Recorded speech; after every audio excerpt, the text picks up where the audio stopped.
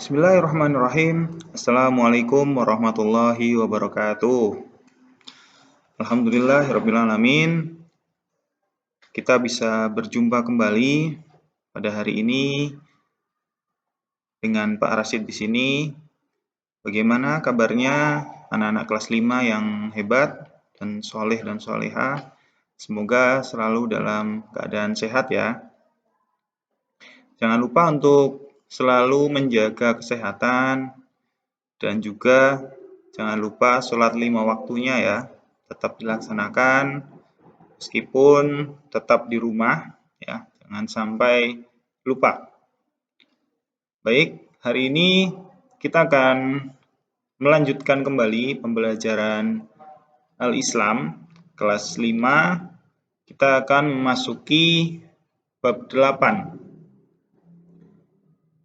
Yaitu tentang akhlak terpuji yang terdiri dari zuhud, qanaah, amanah, dan menepati janji. Sebelum kita mulai, mari kita awali dengan membaca basmalah bersama-sama. Bismillahirrahmanirrahim. Baik, anak-anak sekalian, akhlak terpuji banyak sekali macamnya. Nah, tapi untuk hari ini yang akan kita pelajari yaitu tentang zuhud, qanaah, amanah, dan menepati janji. Yang pertama, kita akan bahas tentang zuhud. Menurut bahasa, artinya adalah berpaling atau meninggalkan sesuatu. Secara istilah, zuhud adalah sikap hidup seseorang yang tidak terlalu mementingkan dunia atau harta kekayaan dan lebih mementingkan akhirat. Orang yang berperilaku zuhud disebut zahid. Nah, zuhud ya, seperti yang tadi sudah Bapak sebutkan, orang yang tidak terlalu mementingkan dunia, tetapi lebih mementingkan akhirat.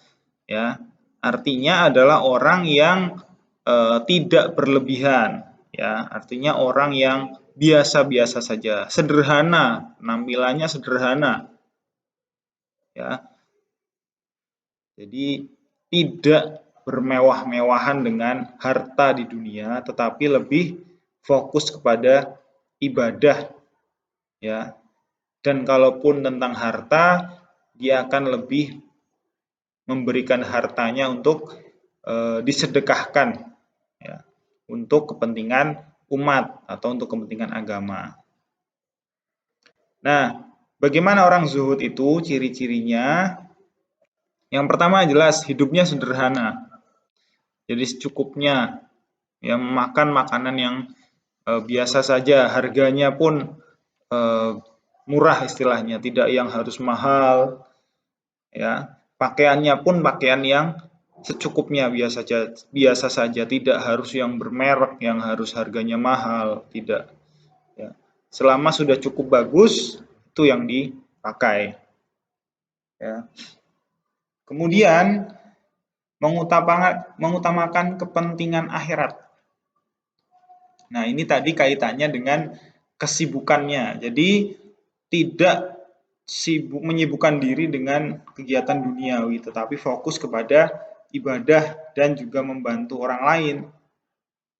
Ya. Selanjutnya, tidak mudah terpengaruh dengan kesenangan dunia. Jadi tidak mudah ingin sesuatu, kepengin sesuatu, ya, misalnya temannya beli mobil, misalnya beli rumah dan sebagainya yang mewah seperti itu, dia tidak mudah terpengaruh dengan keinginan duniawi seperti itu. Yang selanjutnya, tidak menumpuk harta. Nah, menumpuk harta ini bagaimana? Ya, jadi merasa kurang, ya. Jadi hartanya itu dikumpulkan terus, tidak diberikan untuk membantu orang lain. Jadi merasa bahwa harta ini adalah hasil kerja keras saya, ya. Jadi harus dikumpulkan, tidak boleh diberikan kepada orang lain, ya. Enak saja saya yang bekerja keras, orang lain yang menikmati. Itu adalah orang yang menumpuk harta. Ya, kalau orang zuhud tidak seperti itu. Orang zuhud dia menganggap bahwa harta yang diberikan itu adalah titipan dari Allah. Jadi ketika dia diberikan harta, dia juga harus membagi kepada orang-orang yang membutuhkan. Selanjutnya menghindari hidup berfoya-foya. Nah, ini berfoya-foya. Ya, jadi pakaiannya harus pakaian yang mahal, kendaraannya, mobilnya harus yang harganya mahal, yang mewah, ya. Kemudian makannya pun harus di restoran yang mewah seperti itu. Itu adalah namanya berfoya-foya. Sementara banyak sekali saudara-saudara kita di luar sana yang bahkan untuk sekedar makan saja susah. Ya, jadi kalau orang zuhud itu tidak berfoya-foya, ya. Jadi hidup sekedarnya, secukupnya, dan kalau memang ada harta yang berlebih diberikan kepada saudara yang membutuhkan. Nah, yang selanjutnya berhati-hati dalam memperoleh atau mencari nafkah. Nah, ini penting sekali. Jadi tidak melulu bekerja yang penting gajinya besar, pendapatannya besar, tetapi harus hati-hati. Ini benar-benar halal atau tidak? Ini baik atau tidak pekerjaannya? Jadi dalam bekerja mencari nafkah itu benar-benar dipertimbangkan harus dari cara yang halal dan baik. Nah, selanjutnya dalil zuhud terdapat dalam surat Al-Qasas ayat 77, ya. Bunyinya bismillahirrahmanirrahim wabtaghi fima ataqallahu darul akhirah wala tansa nasibaka minad dunya wa ahsin kama ahsanallahu ilaik wala tabghil fasada fil ard innallaha la yuhibbul mufsidin. Artinya, dan carilah pada apa yang telah dianugerahkan Allah kepadamu, yaitu kebahagiaan negeri akhirat, dan janganlah kamu melakukan bahagiaanmu dari kenikmatan duniawi, dan berbuat baiklah kepada orang lain sebagaimana Allah telah berbuat baik kepadamu, dan janganlah kamu berbuat kerusakan di muka bumi. Sesungguhnya Allah tidak menyukai orang-orang yang berbuat kerusakan. Nah, maksud dari ayat ini adalah kita sebagai manusia, ya, diminta, disuruh untuk mencari, mengejar, ya, apa yang sudah dijanjikan Allah, yaitu kebahagiaan akhirat, ya, yaitu surga nanti. Dengan cara apa? Dengan cara beribadah yang baik, taat menjadi muslim yang baik, ya. Tapi jangan kau melupakan kenikmatan duniawi. Nah, tapi tidak mengabaikan kehidupan di dunia. Ya, supaya apa? Nah, lanjutannya supaya bisa berbuat baik kepada orang lain, ya. Jadi tujuan kita hidup di dunia bukan untuk menguasainya, bukan untuk hidup melimpah di dunia, ya. Tetapi kita hidup di dunia itu ketika kita mendapatkan kebahagiaan di dunia itu diminta untuk berbuat baik kepada orang lain. Jadi tidak hanya kebaikan untuk diri kita sendiri.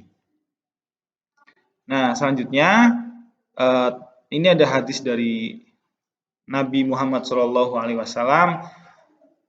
ya, bunyinya ishad fid dunya yuhibbukallah wa ishad fi ma indan nasi yuhibbakan nas. Zuhudlah engkau pada dunia, pasti Allah akan mencintaimu. Dan zuhudlah engkau pada apa yang dicintai manusia, maka manusia pasti mencintaimu.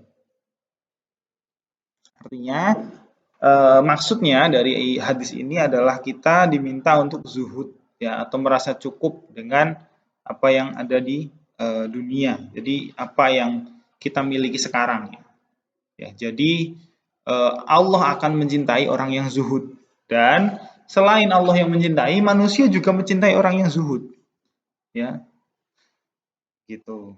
Selanjutnya, selain dalil tadi, ada juga hikmah hikmah dari kita berperilaku zuhud. Tidak terlena dengan kemewahan duniawi, karena dunia ini ya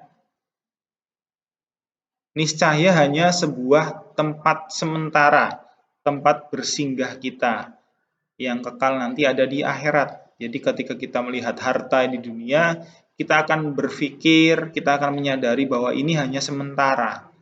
Ya, kita mau simpan bagaimana caranya, tetapi ketika kita meninggal tidak akan dibawa. Itulah harta. Justru ketika disedekahkan, diberikan kepada orang lain, ya, kita nanti akan mendapatkan pahalanya di akhirat. Yang kedua, hatinya tidak mudah gelisah dan sedih. Ya, karena merasa cukup, kita punya harta berapapun merasa cukup, ya, tidak mudah gelisah, ya. Tidak usah berpikir bahwa bagaimana kalau kurang, ya, bagaimana kalau tidak cukup, itu tidak berpikir seperti itu. Dan tidak mudah sedih karena kita diberikan banyak, kita bersyukur, kita diberikan sedikit pun kita juga bersyukur, ya. Nah, selanjutnya hidupnya tentram dan damai. Ya, kemudian tidak sombong, disukai banyak orang dan sabar menghadapi cobaan. Ya, karena kita tahu kita diberikan rezeki banyak, sedikit, ya, kita harus terima, disyukuri karena ada banyak saudara-saudara kita di luar sana yang bahkan mengalami penderitaan yang sangat sulit, ya. Kita bersyukur kita masih diberikan kenikmatan yang banyak, ya. Bisa dibilang cukup banyak, ya. Karena kita diberikan kesehatan, diberikan kesempatan, diberikan orang tua yang lengkap, yang baik, masih bisa sekolah, punya teman-teman yang baik, itu sudah sangat baik, ya. Sudah sangat besar itu karunia Allah.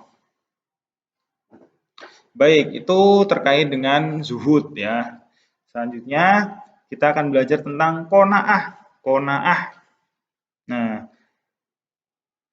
qanaah ini kalau artinya itu merasa cukup, ya. Yaitu merasa cukup atas apa yang telah Allah karuniakan kepada kita. Nah, ini kaitannya dengan rasa syukur. Jadi kita menerima dan merasa cukup, tetapi tidak berarti bermalas-malasan dan menunggu rezeki datang sendiri. Ya, jadi qanaah ini memang menerima, istilahnya seperti itu, tetapi tidak kemudian diam saja, tetap bekerja keras, hasilnya seberapapun kita terima dan bersyukur, gitu.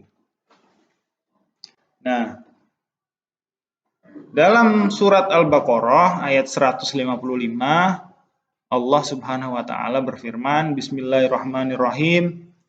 Walanabluwannakum bisyai'im minal khaufi wal ju'i wa naqsim minal amwali wal anfusi was thamarat wa basyiris sabirin. Dan sesungguhnya akan kami berikan cobaan kepadamu dengan sedikit ketakutan, kelaparan, kekurangan harta, jiwa dan buah-buahan, dan berikanlah berita gembira kepada orang-orang yang sabar.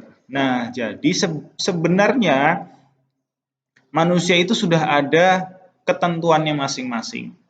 Ya, ada kalanya diberikan rezeki yang banyak, ada kalanya diberikan rezeki yang sedikit. Supaya apa? Supaya ketika kita diberikan rezeki yang banyak, kita diminta untuk bersyukur, dan ketika kita diberikan rezeki yang sedikit, ya kita harus bersabar. Ya, jadi supaya seimbang. Ya, tidak selalu diberikan banyak, ya, tapi juga perlu kita diberikan rezeki yang sedikit supaya kita berlatih untuk sabar. Nah, kemudian hadis Nabi juga mengatakan qad aflaha man aslama wa ruziqa kafafa wa qanna'ahu Allahu bima atahu. Sesungguhnya amat beruntunglah orang yang memeluk Islam dan diberi rezeki yang cukup serta qanaah terhadap apa yang diberikan Allah. Nah, di sini perlu kita perhatikan bahwa orang yang memeluk agama Islam itu sudah merupakan sebuah rezeki yang sangat besar, karunia yang sangat besar. Karena dengan kita memeluk agama Islam, kita dilahirkan dari keluarga yang beragama Islam, ya, kita mengetahui kebenaran Allah Subhanahu wa taala, beriman kepada Allah, beriman kepada Rasul, itu merupakan sebuah rizki yang sangat besar yang tidak semua orang mendapatkannya. Jadi, kalau misalnya kita dari segi rezeki yang lain belum diberikan yang banyak, kita tetap harus bersyukur dan juga bersabar. Baik, hikmah qanaah. Yang pertama, meningkatkan keimanan dan ketakwaan kepada Allah. Yang kedua, terhindar dari sifat tamak dan dengki.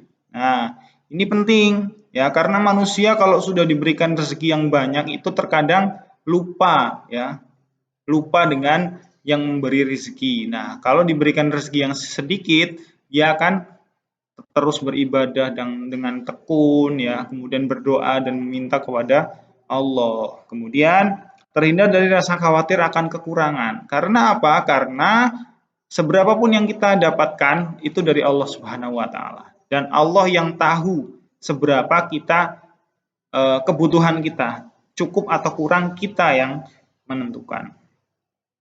Kalau kita sudah merasa cukup, pasti akan menjadi cukup.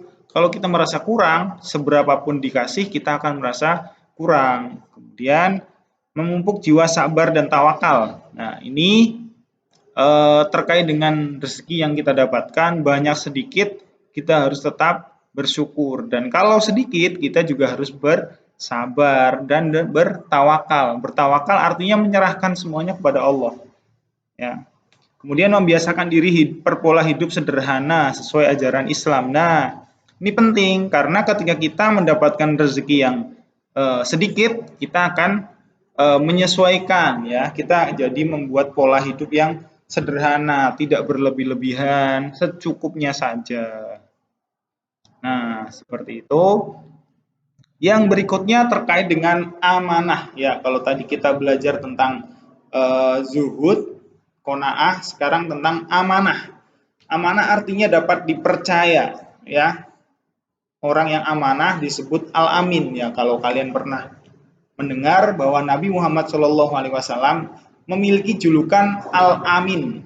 Artinya adalah orang yang amanah, orang yang dapat dipercaya.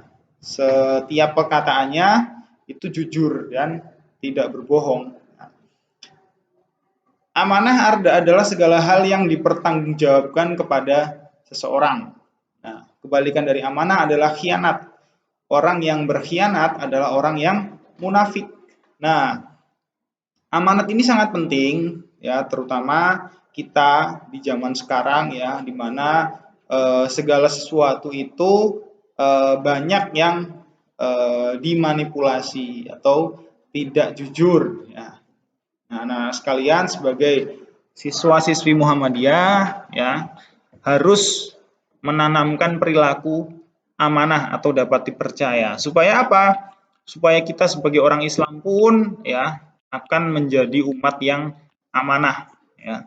Menyampaikan apa yang dipercayakan kepadanya, yang baik disampaikan baik, yang buruk disampaikan buruk, tidak ditukar. Baik, dalam surat An-Nisa ayat 58 Allah Subhanahu wa taala berfirman, Bismillahirrahmanirrahim, Innallaha ya'murukum an tu'addul amanati ila ahliha. Sesungguhnya Allah menyuruh kamu menyampaikan amanat kepada yang berhak menerimanya. Nah, amanat ini penting lagi ketika nanti anak-anak semuanya menjadi pemimpin, ya menjadi ada yang menjadi bupati, ada yang menjadi gubernur, bahkan mungkin ada di antara kalian yang nanti menjadi presiden. Amin ya. Ada yang menjadi presiden? Yang ingin menjadi presiden? Ya, mudah-mudahan ada yang tercapai. Nah, penting sekali memiliki sifat amanah ya, karena nanti pemimpin yang amanah ya akan menyampaikan apa yang menjadi hak dari yang dipimpinnya, dari rakyatnya. Jadi nanti rakyatnya akan sejahtera ya, tidak hanya berkuasa saja tapi tidak menyejahterakan rakyatnya. Seperti itu. Penting sekali memiliki sifat amanah. Nah, kaitannya dengan amanah, menepati janji juga adalah sifat yang terpuji ya. Janji adalah pernyataan yang menyatakan kesediaan atau kesanggupan untuk berbuat, atau pengakuan yang mengikat diri terhadap ketentuan yang harus ditepati. Nah, menepati janji artinya berusaha untuk memenuhi semua yang telah dijanjikan ya kepada orang lain. Nah, orang yang menepati janji atau menepati kata-katanya bisa disebut orang yang amanah karena ucapannya dapat dipercaya. Nah, dalam surat Al-Maidah ayat 1 Allah berfirman Bismillahirrahmanirrahim, ya ayyuhalladzina amanu aufu bil uqudi. Hai orang-orang yang beriman, penuhilah akad-akad itu. Akad di sini artinya janji, ya. Jadi kita sebagai orang yang beriman diminta oleh Allah untuk memenuhi janji. Ya, ketika kita sudah berjanji dengan teman, dengan orang tua, dengan guru harus ditepati. Seperti itu. Yang kedua ada juga dari surat Al-Isra ya atau surat Bani Israil ayat 34. Bismillahirrahmanirrahim. Wa aufu bi ahdi innal ahda kana mas'ulan. Dan penuhilah janji, sesungguhnya janji itu pasti diminta pertanggungjawabnya. Pertanggungan jawabnya. Nah, jadi janji ini sangat penting ya. Janji adalah sesuatu yang sudah diucapkan dan harus ditepati. Ya, kita sebagai umat muslim, sebagai pelajar Muhammadiyah apalagi ketika sudah berjanji, ketika sudah mengucapkan sesuatu harus ditepati, tidak boleh mengingkari janji karena mengingkari janji itu termasuk ciri-ciri orang yang munafik. Nah, seperti itu. Hikmah menepati janji kemudian. Yang pertama terhindar dari sifat orang munafik ya, karena orang munafik itu ketika dipercaya dia khianat ya, ketika dia berjanji dia mengingkari dan ketika berkata dia dusta. Ya. Terhindar dari tuntutan baik di dunia maupun di akhirat. Nah, ketika kita berjanji, misalnya kita berbohong ya, mengingkari janji, yang pertama kita akan diminta pertanggungjawaban di dunia. Kita akan dijauhi oleh teman-teman dan selain itu di akhirat kita akan ditagih kenapa kita berkata ya mengingkari janji ya. Yang ketiga meneladani sifat Allah yang tidak pernah mengingkari janjinya ya. Allah Subhanahu wa taala tidak pernah mengingkari janji. Nah, kita sebagai umat muslim ya, kita percaya kepada Allah ya, meneladani, kita mencoba untuk berbuat juga hal yang sama, yaitu sebisa mungkin untuk tidak mengingkari janji. Supaya apa? Supaya dipercaya oleh orang lain dan menjadi pribadi yang berwibawa, dipercaya ya, orang yang memiliki wibawa, dipandang. Karena ketika orang yang ucapannya tidak bisa dipegang, ya ucapannya tidak ditepati, dia akan tidak dipercaya oleh orang lain. Nah, baik, kurang lebih seperti itu pelajaran untuk hari ini. Kita belajar tentang sikap terpuji dari zuhud, qanaah, amanah, dan menepati janji. Semoga selain kalian sudah mengetahui juga untuk diamalkan. Dari kegiatan sehari-hari kita, berlatih untuk menjadi orang yang satu, sederhana, ya tidak usah berlebih-lebihan. Yang kedua, kita harus menjadi orang yang amanah, dapat dipercaya. Nah, dan ketika kita sudah berjanji sesuatu dengan orang lain, dengan teman, dengan guru, dengan keluarga, kita harus menepati, berusaha untuk menepati janji supaya kita termasuk orang yang memiliki akhlak terpuji. Baik, anak-anak, seperti itu untuk pelajaran hari ini. Kembali Bapak ingatkan untuk di rumah tetap melaksanakan sholat 5 waktu, tetap melaksanakan belajar mandiri, ya, tetap semangat dan tetap menjaga kesehatan. Kita akhiri pelajaran hari ini dengan membaca hamdalah bersama-sama. Alhamdulillahirabbil alamin. Terima kasih. Wassalamualaikum warahmatullahi wabarakatuh.